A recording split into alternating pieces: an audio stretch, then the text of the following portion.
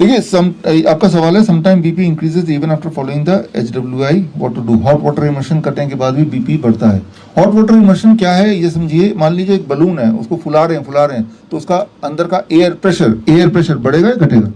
बढ़ेगा ना। और थोड़ा सा हवा निकाल दे तो घटेगा।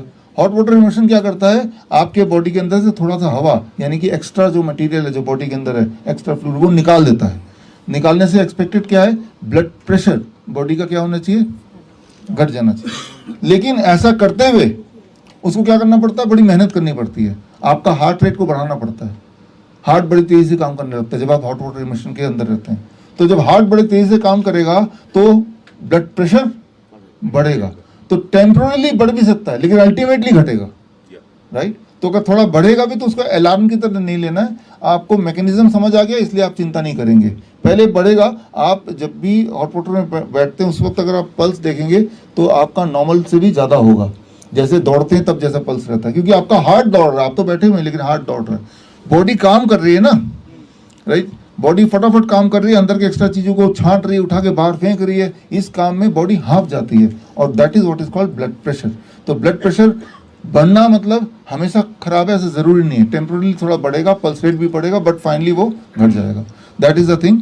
और अगर ऐसा नहीं हो रहा, इसका मतलब आपको नोटिस करना पड़ेगा कहीं डाइट में किसी और चीज़ में कोई अगर घपला तो नहीं किया आपने, कोई चीटिंग तो नहीं किया आपने, ये भी देखना पड़ेगा आपका। अगला और एक और चीज़ है, कई बार अनएक्सपेक्टेड जो चीज़ हम उम्मीद कर रहे हैं वैसा इमीडिएटली नहीं भी दिखता, ऐसा भी होता है। लेकिन फिर भी प्रोटोकॉल को फॉलो करें, उसी में भलाई है।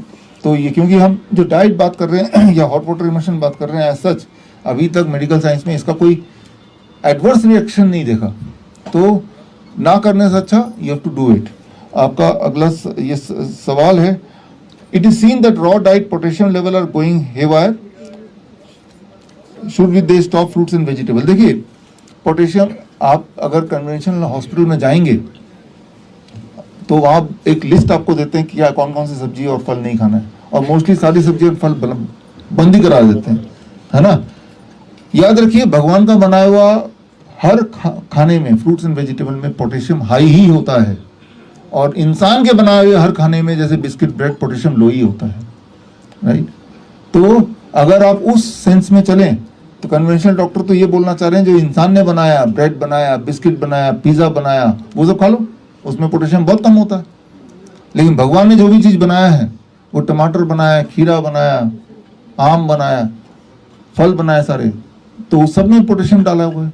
तो इसका मतलब भगवान के बने हुए कोई चीज़ खाना अलाउड नहीं है फिर तो किडनी पेशेंट को, राइट। तो यहाँ पे ये समझना पड़ेगा कि पोटेशियम किसी फ्रूट्स एंड वेजिटेबल में कितना भी लेवल का हो, आप जब कोई भी फल खाते हैं, कोई भी सब्जी खाते हैं कच्चा, तो उसके अंदर लाइव एंजाइम होता है। लाइव एंजाइम कुछ जिंदा होता है, वो मुर्दा नहीं होता।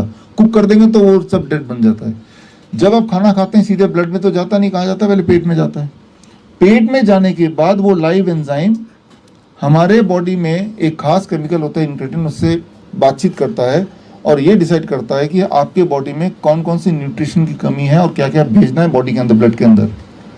तो जो भी चीज़ आपके बॉडी में एक्सेस होगी, फॉर एग्जांपल अगर पोटेशियम ऑलरेडी एक्सेस है तो पोटेशियम उस फ्रूट में होते हुए भी वो बॉडी के अंदर नहीं जाएगा, वो आपको स्टूल से, राइट, निकल जाएगा बाहर, राइट। तो मतलब ये है कि आप जो भी कुछ खा रहे हैं फल और सब्जी, उसके साथ एक चीज़ और खा रहे हैं, लाइव एंजाइम, और वो आपके ब्लड में नहीं जा रहा है, आपके पहले स्टमक में जा रहा है, और वहाँ डिसाइड होता है कि कौन से मिनरल, कौन से न्यूट्रिएंट कितने क्वांटिटी में, कितने स्पीड में, धीरे धीरे करके या तो वो भेजेगा आपके ब्लड में या फिर उसको छुपा देगा लिवर में। अभी तो ज़रूरत नहीं, लेकिन 2 घंटे बाद ज़रूरत है, 2 घंटे बाद फिर लिवर से वहाँ होगा।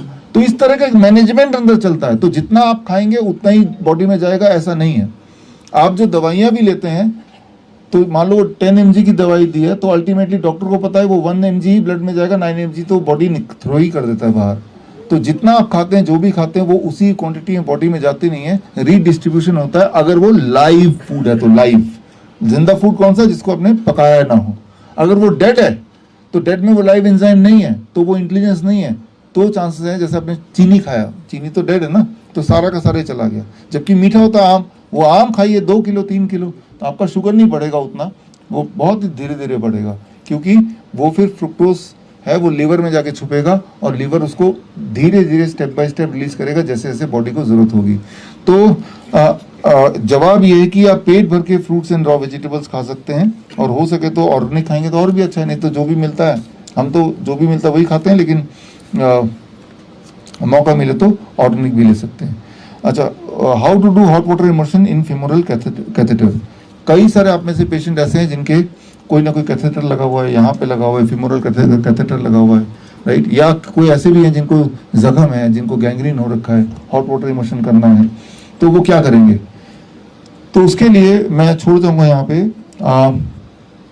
इस तरह के कवरिंग आती हैं यहाँ से यहाँ तक के लिए, पैरों के लिए, फुल बॉडी के लिए हम बना रहे हैं, आप दे जाएंगे कुछ दिन में। वो कवरिंग पहन के फुल बॉडी वाला तब जरूरत पड़ेगी जब आपको इस पोर्शन में अगर कैथेटर लगा उसको हटाना हो तो उसको बचाना हो तो। और आप उसको करके जब आप हॉट वाटर इमर्शन में बैठेंगे तो उस पानी का टेम्परेचर को 2 डिग्री और बढ़ाना पड़ेगा, 40 जगह 42 डिग्री। क्या डांगरी, हाँ डांगरी वो डाल के 42 डिग्री सेल्सियस बढ़ाना पड़ेगा, तभी जाके वो गर्मी का इफेक्ट आएगा। तो वो ड्राई इमर्शन हो जाएगा, dry water immersion, dry immersion, क्योंकि वो आपका बॉडी पानी के कांटेक्ट में नहीं आ रहा, आपका बॉडी पानी वाला हीट तो ले रहा है और पानी वाला प्रेशर ले रहा है। यहाँ जो प्रिंसिपल काम करता है, 2 प्रिंसिपल काम करते हैं हॉट वाटर इमर्शन में। वन इज द प्रेशर, जो वाटर का प्रेशर आपकी बॉडी में यूनिफॉर्मली जा रहा है, दूसरा हीट। ये 2 चीज आपकी बॉडी में पहुंचाना है, प्रेशर एंड हीट। लेकिन वो पानी इन्फेक्शन कर सकता है क्योंकि आपका कहीं ना कहीं उससे बॉडी के अंदर भी कुछ जा सकता है।